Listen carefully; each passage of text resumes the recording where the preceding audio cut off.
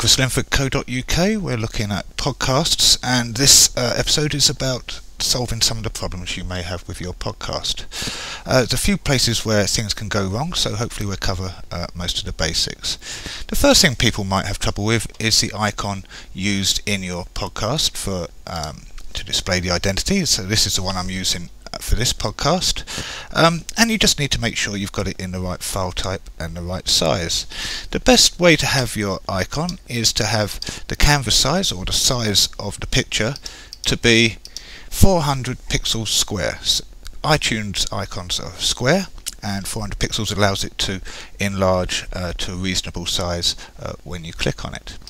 They also only allow two file types to be used for these pictures, and these are either to be a JPEG, which I use because you can use full color up to 16.7 million colors, or you can have a PNG file which can be 8-bit or 24-bit, and in Photoshop you can just do that by going to Save for Web and choosing the file type that you want for it. So you can either choose a PNG or a JPEG and just work through it from there.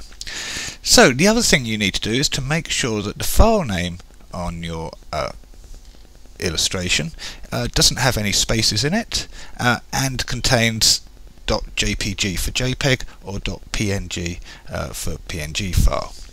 Once you've done that, you can just upload it to your server and it should work for that. If you don't make it square, often iTunes will distort your image until it becomes square. The next trouble people have is that you've put up a new video or a new MP3 audio file or a PDF, and it's not working very well, or doesn't load, or doesn't download, or comes up with an error. The thing you need to consider when you're making a file is you shouldn't have any spaces in between the letters. So here I've got what I call a bad file name, so it's got spaces between it. So if you need a space, what I tend to do is to just put in an underscore in that place, and it gives a little bit of space between it. You can only use a certain number of file formats on podcasts on iTunes. Apple do like their proprietary formats, so for videos I use an MPEG-4V, which is Apple's MPEG-4 format.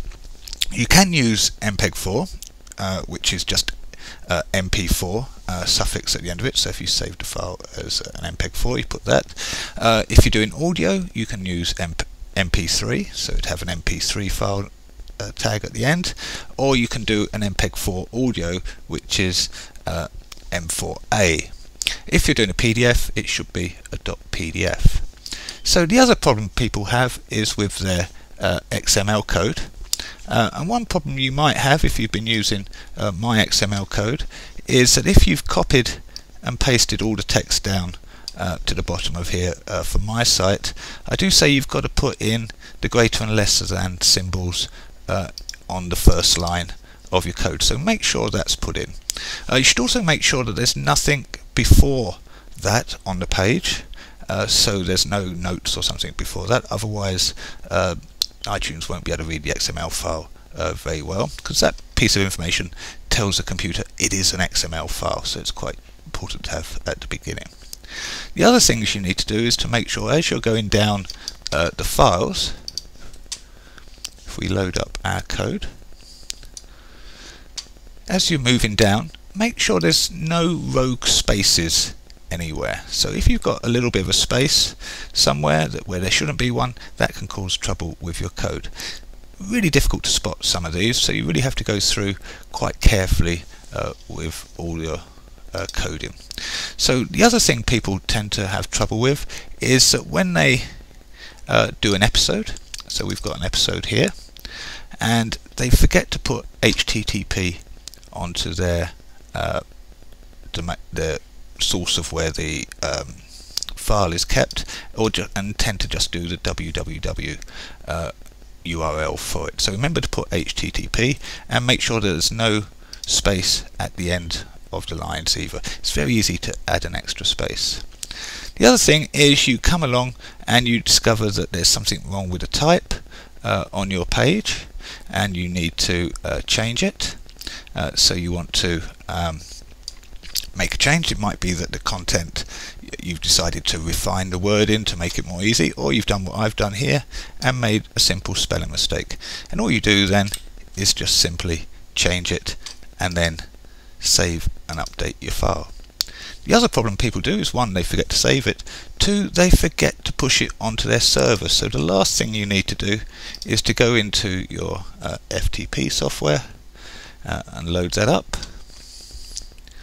I'll just wait for that to load up in a minute, and then all you have to do is then drag the file over to your FTP site in exactly the same place where it is originally kept. So if we open up this site, so here, so I've got my public folder, and I go down to where I keep my FTP, and the iTunes XML file is stored there. So I just need to drag that across and make sure that it is updated from there. If you by accident in your FTP move a file to somewhere else, so you drag a file out of here into another folder, again iTunes will lose that information. It won't be able to look for it. iTunes browser is basically a browser, so it looks at where the file is and where it should be. So once you've got a location for everything, try to keep that location there, don't move it, and everything should work from there. So hopefully that solves a lot of the problems that you might have with your iTunes podcast. If you need any more information, you can contact me at chrislinford.co.uk. You can find this video on my website, on YouTube, or on iTunes.